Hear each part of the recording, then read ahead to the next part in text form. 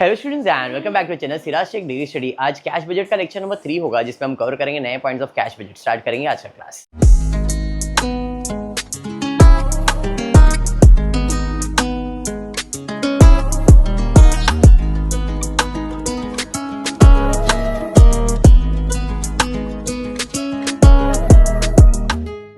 Regular lecture number 12 है और cash budget का लेक्चर नंबर 3 है और एक दो क्लास होगा। किसी ने मेरे को बोला सर सेल्स बजट भी पढ़ाओ ना। सेल्स बजट मैंने ऑलरेडी पढ़ाया है, आपको अगर याद होगा तो जो प्रोडक्शन बजट था, जो प्रोडक्शन बजट है वो ही सेल्स बजट है। किसी ने उसको प्रोडक्शन नाम दिया है और हम उसको सेल्स बजट भी बोलेंगे तो भी सेम है।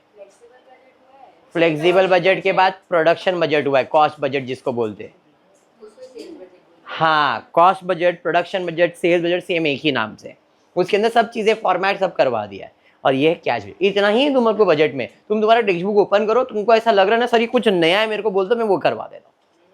ठीक है, चलिए स्टार्ट करेंगे। अब तक आपके इतने सारे सम्स हो चुके हैं जहाँ तक मुझे मालूम है। पिछले क्लास में हमने ये कैश बजट कंप्लीट किया था, ये वाला। इसमें बहुत सारा डिवाइड पढ़ाया करके कर लिया था, बट कर लिए। ठीक है, चलो। संतुची संजय गुप्ता क्या नहीं है, SR है, ठीक है। साक्षी स्टार्ट करे बेटा। A newly started SSG company limited wish to prepare cash budget from May। नहीं है तो इधर देखना, इधर है, छोड़ जाने दे, इधर ध्यान दे। ऐसा सब हमने शायद किया हुआ है। यस, ये सब हमने किया हुआ है। ऐसा ही सेम टू सेम, अमाउंट भी सिमिलर ही है। 20, 22, 24, 26, 28 सेम सम है, बराबर है। तो मेरे हिसाब से इसको स्किप कर देंगे तो बहुत बेटर हो जाएगा। खाली नाम चेंज करके दिया है, ये नाम चेंज कर दिया, बाकी पूरा सम सेम टू सेम है जो लेक्चर नंबर 2 या 1 में मैंने करवाया था। अमाउंट भी सेम है, कुछ चेंजेस नहीं है। मैं इसको स्किप करता हूँ, आगे बढ़ते, क्योंकि ये सेम सम में टाइम वेस्ट हो जाएगा। उससे अच्छा और एक सम कर लेते हैं नया। यस बेटा, क्या हुआ? चलिए नेक्स्ट सम पे जाते हैं। अब ये मत बोला जो ये भी करो है। Prepare cash budget from Jan to June. Jan, Feb, March, April, May and June, 6 महीने का बजट बनेगा, बराबर है। इंफॉर्मेशन आपको नवंबर से जून तक का दिया है और 3 ही चीज दिया है, सेल्स, वेजेस एंड मिसलेनियस। 3 ही चीज दिया है। सेल्स आपका रिसिप्ट, वेजेस आपका एक्सपेंस, मिसलेनियस आपका एक्सपेंस है, बराबर है नया। चलिए, उसके अलावा कुछ पैराग्राफ दिया है। तो पहले तो अपने को समझना पड़ेगा कितने मंथ का बजट बनने वाला है। 6 मंथ्स के लिए बजट बनेगा, तो हमने बजट बना दिया है 6 मंथ्स के लिए, मई से जून का। ओके रिया, एडजस्टमेंट से स्टार्ट करता हूं। एडजस्टमेंट नंबर 1 दिया है, 20% of the sales are on cash and the balance on credit.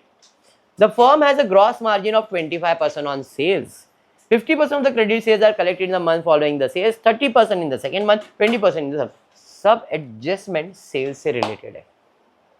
खाली एक नया adjustment, very very first time coming this adjustment. A firm has a gross margin of 25% on sales। इससे आपको purchase मिलने वाला है। एम तुम बताऊंगा, ठीक है। आगे बढ़ते, ये एक एडजस्टमेंट आपके लिए फर्स्ट टाइम आने वाला है। बाकी सब एडजस्टमेंट आपने किया। Material of sales for each month is purchase 1 month in advance on a credit of 2 months। Once again, purchase तो दिया ही नहीं है, बट परचेज के बाद एडजस्टमेंट दिया है, तो परचेज फाइंड करेंगे और उसके बाद ये एडजस्टमेंट सॉल्व करेंगे। वेजेस एंड सैलरी सुनीला लगता है। डिवेंचर्स, हाँ भाई कर लेंगे। फर्म मेंटेन मिनिमम, वाओ, और एक पॉइंट नया आया, firm maintain minimum cash balance of 40,000। Fund can be borrowed at 12% per annum in the multiple of 1,000, interest being payable on monthly basis। Cash balance at the end of December। December का and का balance है तो जैन का opening रहेगा, कितना? 60,000 opening balance में आ जाएगा। ठीक है, चलिए फिर सम स्टार्ट करते हैं। सेल्स मैंने पहले सबका लिख दिया है। नवंबर से सेल्स दिया है 2 लाख, 2 लाख 20, 1 लाख, 1 लाख, 1 लाख 50, 2 लाख 40, 2 लाख, 2 लाख दिख रहा है। एडजस्टमेंट में पहला बोला है 20% of the sales are on cash, balance on credit. 20% ये निकालने तो आ ही जाएगा पक्का। देख लो, इसमें कोई डाउट है? कैलकुलेटर आपके पास है। 2 लाख का 20%, 2,20,000 का, 1,20,000 का, 1,00,000 का, 1,50,000 and so on. Any doubt clear? Sir आपने इतना नीचे क्यों लिखा है? ताकि कैलकुलेशन समझ जाए, बस और कुछ नहीं। अगर 20% कैश है तो बाकी 80% उधार है। बैलेंस जो अमाउंट रहेगा वो क्रेडिट सेल्स का रहेगा। 1,60,000, 40, 1,60,000, 2 लाख होएगा ना। 80%, 80%, 80%, 80%, 80%, 80%, यहाँ तक मैंने लिखा। इसमें कोई डाउट है क्या? पक्का। एडजस्टमेंट पे जाते हैं। 20% of the sales are on cash and balance on credit, इसको मैं स्किप कर रहा हूं, आगे बढ़ रहा हूं। 50% ऑफ द क्रेडिट सेल्स, जो भी तुमने उधार में बेचा है उसका 50% कलेक्ट किया गया है फॉलोइंग मंथ में, मतलब अगले महीने में। लेकिन सिर्फ 50% ही कलेक्ट किया गया है, पूरा नहीं। जो भी तुमने उधार दिया ना उसका सिर्फ 50% अगले महीने में मिला है, तो अभी भी 50% बाकी है ना। हाँ या नहीं दिशा? तो उसने बोला है कि 50% अगले महीने में, 30% उसके भी अगले महीने में, और 20% उसके भी अगले महीने में। मतलब 1 महीना, 2 महीना और 3 महीना। 50, 30 और 20 हो गए ना 100%। तो अब जरा इधर आ जाते हैं। यहाँ पे जो उधारी पैसा मिलने वाला 3 इंस्टॉलमेंट में मिलने वाला है। 50% next month, 30% second month and third month. तो 1,60,000 का हिसाब निकालेंगे तो 80,000 दिसंबर में मिलेगा। अरे बराबर है। इसका ही 30% और इसका ही 20%। लिखने का स्टाइल समझ में आ रहा है? सर एक ही लाइन में तो लिख सकते थे ना सर। नहीं, अगर मैं एक लाइन में लिखता तो मेरे को टोटल नहीं समझ में आता कि कौन से मंथ का टोटल करना है, इसलिए इसको ऐसा पैटर्न में लिखा है। ठीक है, ये तो नवंबर का हिस्सा। वाओ, उधार किसको दिया था? नवंबर वाले को। मैंने बोला पैसा कब देगा? Sir 50%, sir 30%, sir 20%। अब इन तीनों को ऐड करो, 1,60,000 आ गया ना। तो नवंबर का हिसाब डन हो गया। अब हम जा रहे हैं 1,76,000 पे, बराबर है? क्लियर? तो 1,76,000 का 50% आएगा 88, बराबर। फिर 30% नेक्स्ट मंथ। तो देखो ये लाइन आपको समझ में आ जाएगा, बराबर। समझा? क्लियर? अब 96,000 का 50%, 48, 96,000 का 30%, 96,000 का 20%। आई होप ये समझ में आ गया। इफ यू आर अंडरस्टैंडिंग, ये सम थोड़ा कॉम्प्लिकेटेड है, बट अगर समझ गया तो इजी लग जाएगा। नेक्स्ट अभी 80,000 का कैलकुलेट करेंगे। तो 80,000 का 50 मतलब 40,000। क्या किधर करेक्शन है? 20,000 है ना, वो 32,000 यहाँ पे। हाँ हो सकता है, क्योंकि यहाँ पे 48 दिख रहा है मुझे, तो ये 32,000 यहाँ पे करेक्शन होगा। ये 20,000 के जगह पे 30। नहीं बेटा, ये इसकी बात कर रहा हूँ मैं। 1,60,000 का 20% निकालोगे तो 32,000 आएगा, 20,000 नहीं। इधर 32,000 आएगा, 100% दिख रहा है। अरे पहले वाली की बात कर रहा हूँ, 50%, 30%, 20%, 32,000 आएगा, करेक्शन है वो। ठीक है, एक नहीं होगा तो मानसी को अच्छा भी नहीं लगता। अब हम लोग इधर थे, 80 का 40 मानसी, 80 का 30 24, 80 का 20 16,000। समझ में आया क्या?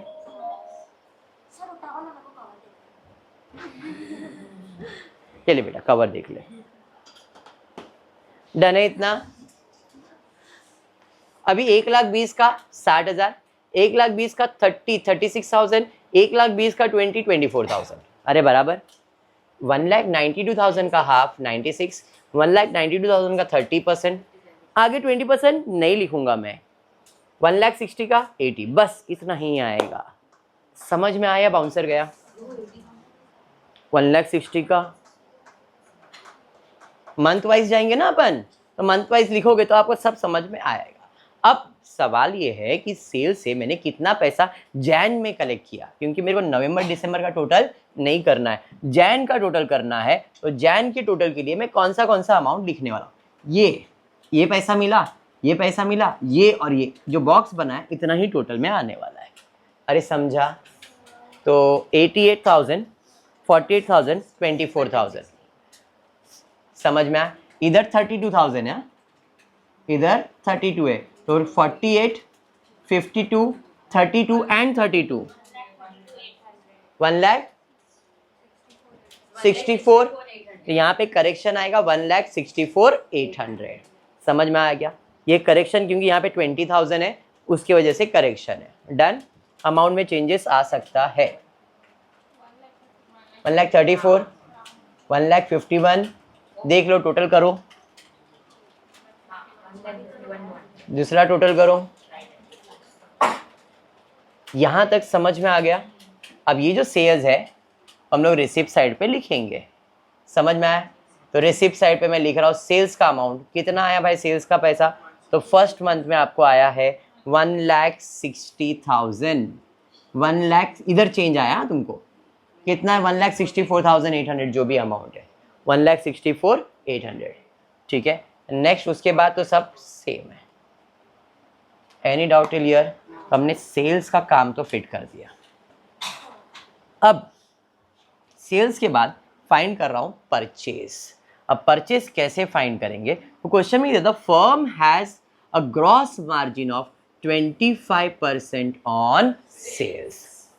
अगर आप स्टूडेंट हो मेरे तो मैंने आपको बताया था cost plus profit equals to sales होता है, ऐसा पढ़ाया था। प्रॉफिट ऑन सेल्स बोला है तो मैं बोलता था सेल्स 100 लेने का, प्रॉफिट ऑन कॉस्ट है तो कॉस्ट को 100 लेने का, ऐसा पढ़ाया था। इधर बोला है 25% ऑन, तो इसका मतलब सेल्स 100, प्रॉफिट 25, तो कॉस्ट कितना रहेगा? इसका मतलब ये है कि जो भी तुम सेल्स कर रहे हो उसमें 75% तो कॉस्ट है। कॉस्ट मतलब खरीदने का भाव। समझ में आया? तो मतलब जो भी तुमने सेल्स किया है ये 100% सेल्स है, इसमें तुमने जो मटेरियल खरीदा है उसका कीमत 75% है। तो इससे मैं क्या फाइंड करूंगा? परचेज का वैल्यू। कैसे? 2 लाख का 75% वैल्यू, 2,20,000 का 75% वैल्यू। ये पॉइंट समझ में आया मैंने क्या किया? अरे हाँ समझा ये? तो अकॉर्डिंगली 2 लाख का 75%, 2,20,000 का 75, ऐसे ही कैलकुलेट होगा। ये समझा या नहीं? इतना समझ में आया? तो परचेज कैसे निकलेगा ये समझा। अब ट्विस्ट क्या है? ये ट्विस्ट है, आपने परचेज अमाउंट निकाल लिया, material for sales of each month is purchase 1 month in advance. ये ट्विस्ट है। परचेज तो निकालिए 75%, ये समझ गया आपको, मतलब खरीदोगे और बेचोगे, ऐसा नहीं। अगर मुझे नवंबर में सामान बेचना है ना, उसकी तैयारी मैं उसके पहले कर लूंगा, अक्टूबर में। मतलब एग्जाम्पल, घूमने जाना है जनवरी में, लेकिन प्रिपरेशन कब करें? दिसंबर में। खर्चा दिसंबर में कर लिया क्योंकि उसका बेनिफिट कब मिलने वाला है? जनवरी में। तो इधर भी ऐसा ही है, जो भी तुमने सेल्स किया था नवंबर में उसको खरीदा कभी था? अक्टूबर में। जो भी सेल्स तुमने दिसंबर में किया है खरीदा कभी है? नवंबर में। समझ में आया क्या बोल रहा हूं? मतलब दिसंबर में सेल्स कितना किया है, उसको खरीदा कभी रहेगा? कितना? उसका 75% वैल्यू ही। बस ये ट्विस्ट था। समझ में आया क्या बोला मैंने? तो मतलब 1,20,000 जो आपने बेचा है जैन में, वो खरीदा कभी है? दिसंबर में। अंडरस्टूड? अब इतना रुक जाता तो चल जाता, कुछ नहीं। अभी सुनो, 1 महीना एडवांस में खरीदने के बाद उसको बोला है पैसा मैं तेरे को 1 महीने के बाद नहीं 2 महीने के बाद दूंगा। मतलब मैं खरीद रहा हूं 1 महीना पहले, लेकिन पैसा कब देने वाला हूं? 2 महीने बाद। मतलब तुमने जैसे दिसंबर का जो खरीदारी है वो नवंबर में किया है, बट नवंबर का पैसा कब दिया है? जैन में। मतलब परचेज का पेमेंट कब हुआ है? जैन में। बस ये समझ लिया तो काम खत्म है। This was the difficult part of cash budget. ठीक है, नहीं इससे ज्यादा डिफिकल्ट नहीं है। आएगा ना, बैड डेब्ट तो चिंदी है, रिटर्न बैड डेब्ट ये सब आप कर लोगे। ये सब डिफिकल्ट था 25%। हाँ वो होशियारी है। रीस्टार्ट करते हैं अभी। चलिए, तो हम परचेज कैलकुलेट करेंगे, क्रॉस मल्टीप्लाई करके 1,65,000। तो यहाँ पे आता हूँ मटेरियल परचेस। चलिए आप कैलकुलेट करेंगे, 2,20,000 का 75% वैल्यू निकालो। वो कौन से मंथ में लिखना है? 1,20,000 का समझ में आया, 1,00,000 का, 1,50,000 का, 2,40,000 का, 2,00,000 का, 2,00,000 का, आगे का मालूम नहीं है, समझा? बट उधर भी मैं 1,50,000 लिख सकता हूँ। और सुन ऐसा क्यों लिख सकते आप? क्योंकि मई और जून में दोनों में सेल सेम अमाउंट दिख रहा है, तो मैं अज्यूम कर रहा हूँ जुलाई में सेल अमाउंट सेम किया रहेगा। अजम्पशन है, अकाउंट है, अजम्पशन कुछ भी कर सकते हैं, लेकिन संतोष जी को पसंद नहीं इसलिए मैंने किया नहीं। यहाँ तक क्लियर है? अब मटेरियल परचेस तो आ गया, अब पेमेंट करेंगे इनको। तो पेमेंट, इसका पेमेंट कब होएगा? 2 महीने बाद, 2 महीने बाद। अरे समझा? इतना ही होएगा। चलो पेमेंट में दिखाएंगे अब। मटेरियल का पेमेंट जैन में 165, 90, 75, 112, 180, 150।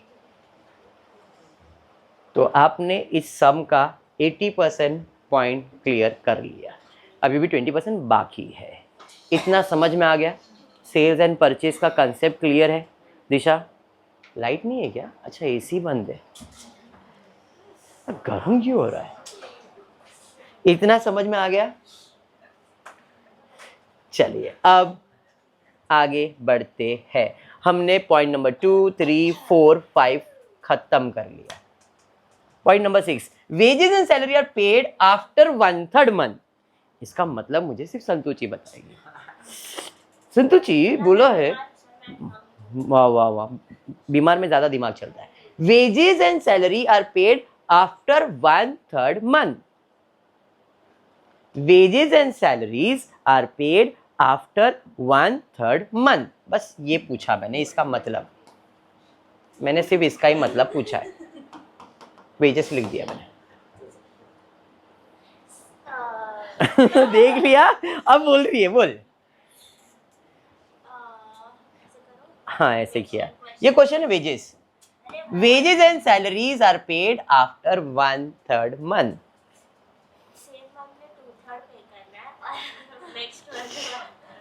अभी उसने क्लियर इंस्ट्रक्शन दिया था कि वेजेस और salary paid after 1/3 month. After 1/3 मतलब 1/3, 1/3 पोर्शन अगले महीने में भरोगे। मतलब तुम पगार पूरा नहीं दे रहे हो उसे। जनवरी का पगार भाई पूरा नहीं मिलेगा, 1/3 अगले महीने देता हूँ। एग्जाम्पल ले 30,000 का सैलरी है, 20,000 अभी ले, 10,000 अगले महीने। तो सैलरी कितने पार्ट्स कर रहा है? 3। उसमें से वो एक पार्ट बोल रहा है अगले महीने में, बाकी 2 पार्ट सेम मंथ में ले ले।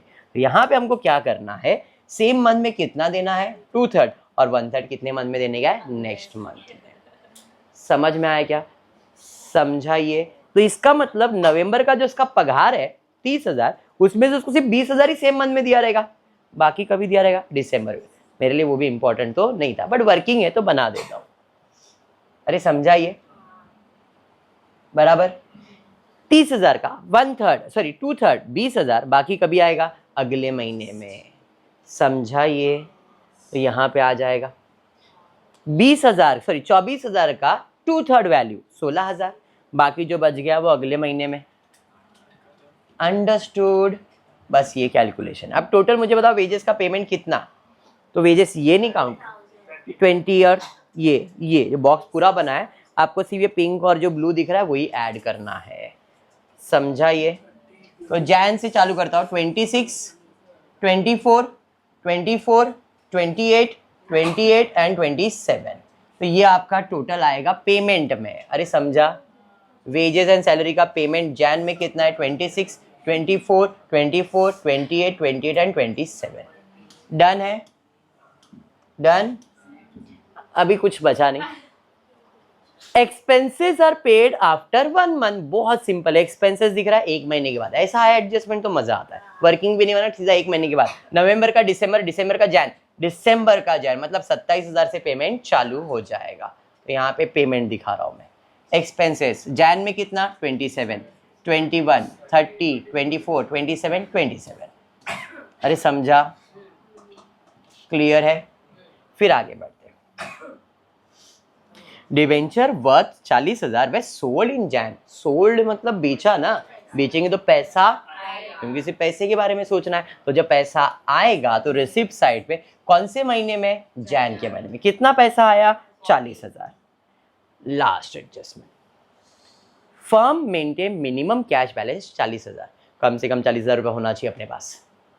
Fund can be borrowed at the rate 12% per annum in multiple of 1000। अगर 40,000 नहीं है तो पैसा बोरो करो। एग्जाम्पल के लिए कि मैंने यश को बोला, यश अपने पास 40,000 होना ही चाहिए, नहीं हुआ ना तो लोन लेंगे अपन। 40,000 कम से कम रखने का, क्या कभी कुछ भी हो सकता है, 40,000 चाहिए अपने को। तो ये बोला सर अपने पास 37,250 रुपीज़ है, 37,250 रुपीज़ है। मेरा 37,250 ना, 250 को हटा दे, अभी कितना है सर, 37, मल्टीपल ऑफ 1000 बोला है, तो 200, 250, 50 ये सब निकाल दो बाजू में। कितना है वो, बोल सर 37 है। मतलब अच्छा, मतलब अभी 40,000 में कितना कम पड़ रहा है, 3,000 का लोन लेना पड़ेगा। और लोन लिया है तो उस पर क्या देना पड़ेगा, इंटरेस्ट, पेबल मंथली बेसिस, हर महीने देना भी पड़ेगा। मतलब लोन लेंगे, और फॉर एग्जाम्पल जैन में लोन लिया मैंने, तो जैन में इंटरेस्ट नहीं भरूंगा, इंटरेस्ट कहीं भरूंगा, फेब में। जब तक वो पैसा रीपे नहीं होता है तब तक वो इंटरेस्ट भरना पड़ेगा। लोन लिया है तो इंटरेस्ट भरते रहोगे, लोन लिया है तो इंटरेस्ट भरते रहोगे। समझ में आया क्या, समझा है ये, बस ये ध्यान में रखना है। तो ये कब होगा, जब क्लोज करोगे तब, अभी नहीं। कैश बैलेंस दिया हुआ है तो ओपनिंग बैलेंस मैंने डाल दिया 60,000। पॉइंट क्लियर हो गया, सबका पोस्टिंग डन। अब क्लोजिंग करते, चलिए कैलकुलेटर सबका चाहिए, खाली आपको ध्यान में रखना है एक अमाउंट में चेंजेस है। कौन से अमाउंट में चेंजेस है, ये 1,52,000 में चेंजेस है, 1,64,800 आने वाला है, बराबर, क्लियर। चलिए स्टार्ट करते हैं। 60,000, 1,60,000 और 40 आपको आ जाएगा यहाँ पे 2,60,000। 2,60,000 मेरा रिसिप्ट का टोटल है। पेमेंट का टोटल 165, 26 और 27 करो टोटल, 2,18,000। 2,60,000 में से 2,18,000 माइनस करूँगा, कितना आ रहा है, लोन लेने की ज़रूरत है क्या, तो इधर का क्लोजिंग अगले महीने का ओपनिंग बन जाएगा। समझ में आया ये, अरे हाँ या नहीं। अब यहाँ पे 1,64,800 है, एक करेक्शन है, 1,64,800 प्लस 42,000 करो। तो मैं इधर मैन्युअली क्लोज करना चालू करता हूँ अभी, ठीक है। यहाँ पे करेक्शन कर देता हूँ, ठीक है, 1,64,800, ठीक है। चलो अब टोटल बताओ मुझे, इसका टोटल करो, 2 लाख समथिंग, 6,000 बराबर है। तो इधर का टोटल है 2,06,800। इधर का टोटल 1,30,000। लोन लेने की जरूरत है क्या, समझ में आ गया। ये यहाँ पे कैरी फॉरवर्ड 71,800, 2,05,800। इधर का टोटल 1,29,000 माइनस 76,800। टेक्स्ट बुक आप लोग के पास है, देख लेना, आपको आंसर मिलते रहेगा। 76,800 डन है इतना। चलिए 2,28,000। इधर का टोटल 1,64,500, 63,500। समझा, ये सेम 63,500। क्लोजिंग समझ में आ रहा है। चलिए टोटल 2,51,500, टोटल 2,35,000। यस, आ गए यहाँ पे प्रॉब्लम में कि यहाँ पे मेरे पास बैलेंस आ रहा है 16, कितना, मैंने यहाँ पे साइड पे लिखा क्योंकि एक्सप्लेन करना है, ठीक है। क्योंकि बैलेंस 40,000 होना चाहिए, मिनिमम बैलेंस 40,000 होना है, पर मेरा बैलेंस 16,500 आ रहा है। 500 निकाल दो, कितना बैलेंस है आपके पास? कितना कम पड़ रहा है? 24,000 कम पड़ रहा है, मतलब लोन लेना पड़ेगा, बराबर है। लोन लेंगे तो पैसा आएगा कि जाएगा? पैसा आएगा। बैंक लोन, कौन से मंथ में लोन लेना आपने को? मई के महीने में। कितना? 24,000। समझ में आया? लोन लिया तो रिसिप्ट में आ गया, ये समझा? अब मेरा कैश बैलेंस बदल जाएगा। 2,51,500 था, उसमें और 24,000 ऐड हो जाएगा, तो अब मेरा कैश बैलेंस बदल के हो जाएगा 2,75,500। ये सेम रहने वाला, इसमें कोई चेंजेस आने वाला नहीं है। अब देखो बैलेंस आपको आएगा 40,500। आया? क्यों? क्योंकि 500 तो बाजू में निकल के रखा था, 16,000 ही था, और 24,000 का लोन है तो 40,500, ये होएगा 40,500 इधर। ये समझा? अब 1 महीना हो गया तो ब्याज लगेगा, तो 40,500 नहीं, लोन कितना लिया आपने? 24,000 के ऊपर कितना परसेंट? इनटू कितना मंथ्स का? 1 मंथ का। जरा इंटरेस्ट कैलकुलेट करो, बताओ कितना आएगा?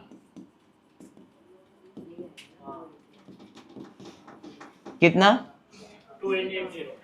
2880। समझा या बाउंसर गया? तो ये एक्सपेंस साइड पे जाएगा, पेमेंट साइड पे जाएगा, इंटरेस्ट जून के महीने में। डन है इतना? समझा? अब टोटल करेंगे, चलिए। अब इधर का टोटल आ रहा है 2,42,800 100। पेमेंट का टोटल